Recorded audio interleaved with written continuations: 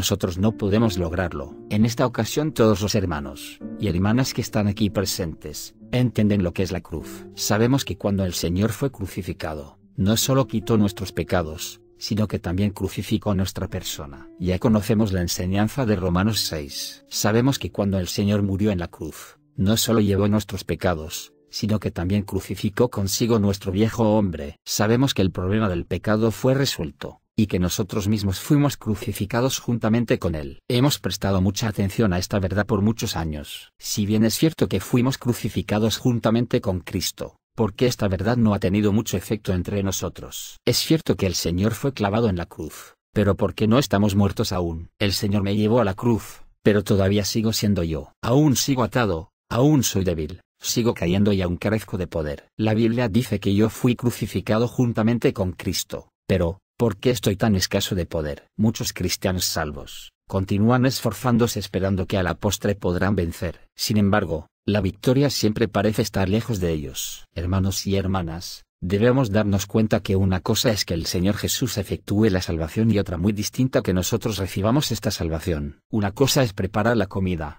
pero otra cosa es comerla. Una cosa es que el Señor logre algo por nosotros, pero es otra cosa que nosotros recibamos lo que Él logró. Pablo nos enseñó que debemos recibir la muerte del Señor. Romanos 6 nos muestra que cada uno de nosotros está muerto. Aleluya. Todos nosotros estamos muertos. Romanos 7 nos muestra que aunque cada cristiano debe estar muerto, en realidad todavía seguimos vivos. Si deberíamos estar muertos, ¿por qué todavía estamos vivos? Romanos 6 nos muestra la verdad objetiva, mientras que Romanos 7 nos muestra la experiencia subjetiva. Romanos 6 presenta el hecho, mientras que Romanos 7 presenta la experiencia. En la actualidad hay muchos cristianos que conocen el significado de Romanos 6, donde se nos dice que nuestro viejo hombre fue crucificado juntamente con Cristo. Ya saben que no deben seguir siendo esclavos del pecado, que son libres de la esclavitud de la ley y que diariamente deben darse por muertos al pecado. Aunque ya saben todo esto, nada funciona para ellos. La enseñanza continúa siendo enseñanza, y ellos todavía siguen siendo los mismos. La enseñanza nos muestra que fuimos crucificados juntamente con Cristo, pero nosotros decimos que todavía estamos vivos. La enseñanza nos dice que fuimos librados del pecado, pero nosotros decimos que el pecado todavía está en nosotros. La enseñanza nos dice que fuimos librados de la esclavitud de la ley, pero nosotros decimos que todavía estamos bajo la ley. ¿Cuál es el problema? Romanos 7 nos habla de un hecho grandioso. El hombre no está de acuerdo con lo que Dios ha hecho. El hombre no está dispuesto a aceptar el juicio de Dios. Hermanos, porque Dios nos puso en la cruz. Él nos puso en la cruz porque sabe que no podemos hacer nada y porque somos absolutamente inútiles. Es imposible que podamos mejorar, corregirnos o tener algún progreso. No somos buenos absolutamente para nada. No tenemos otra esperanza que ser crucificados. Una vez le di unas palmadas en el hombro al hermano Son Jesús, y le dije, Son Jesús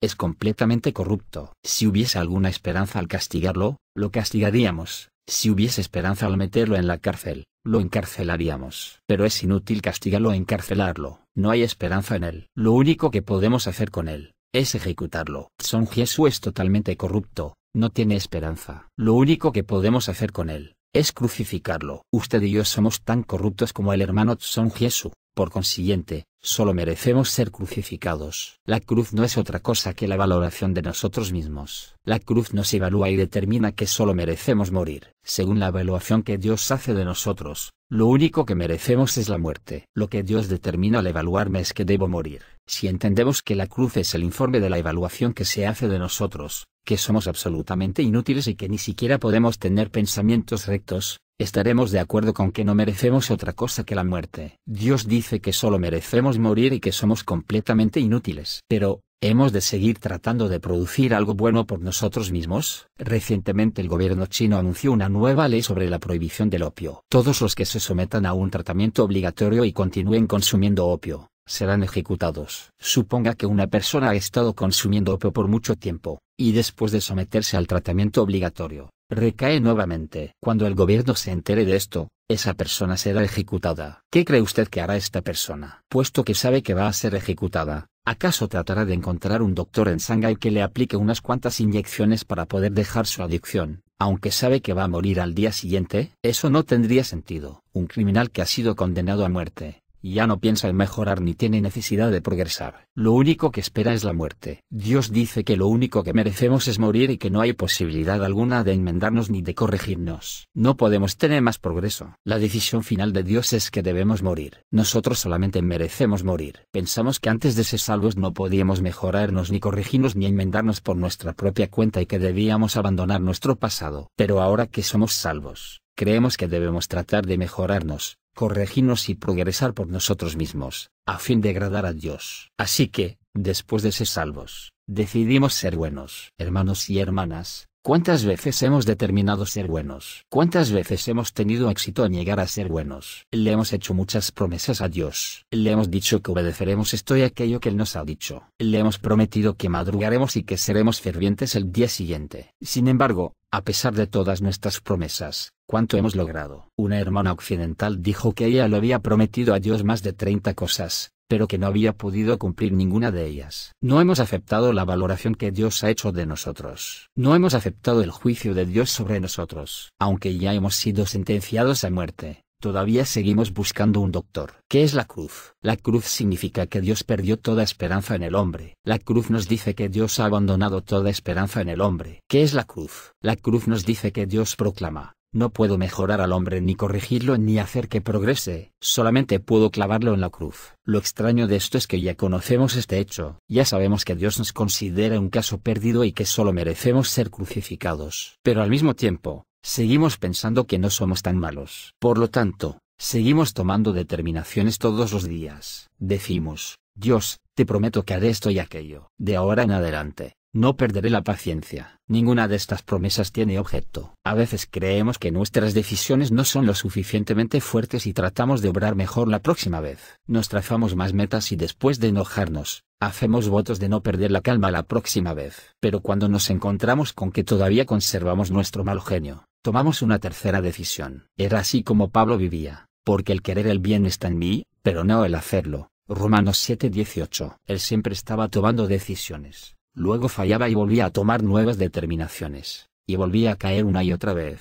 Esta no solamente era la vida de Pablo, sino que hoy sigue siendo la experiencia común de muchos de nosotros. Hermanos, ¿hemos cesado ya de tomar nuestras propias determinaciones? Dios dice que solo merecemos morir y que no somos buenos para nada. Él dice que no hay más esperanza en nosotros. ¿Qué significa ser crucificado juntamente con Cristo? Significa que Dios ha abandonado toda esperanza en nosotros, y que nosotros también hemos abandonado toda esperanza en nosotros mismos. El hecho de que Dios nos crucifique juntamente con Cristo quiere decir que Él no tiene esperanzas en nosotros. Dios conoce nuestra verdadera condición. Él sabe que somos absolutamente inútiles y que no tenemos esperanza. ¿Qué significa estar juntamente crucificado con Cristo? Significa que hemos abandonado toda esperanza. Reconocemos que nunca podremos agradar a Dios. Él no puede hacer otra cosa que condenarnos a muerte. No hay esperanza en el hombre carnal. Lo único que nos resta por hacer es morir. Solo somos dignos de muerte. Hermanos, ¿tienen algún enfermo en sus casas? He estado en 5 o 6 casas en donde ha habido alguien enfermo, ya sea el esposo, la esposa o los hijos. Cuando la familia perdía la esperanza en el enfermo, me decían: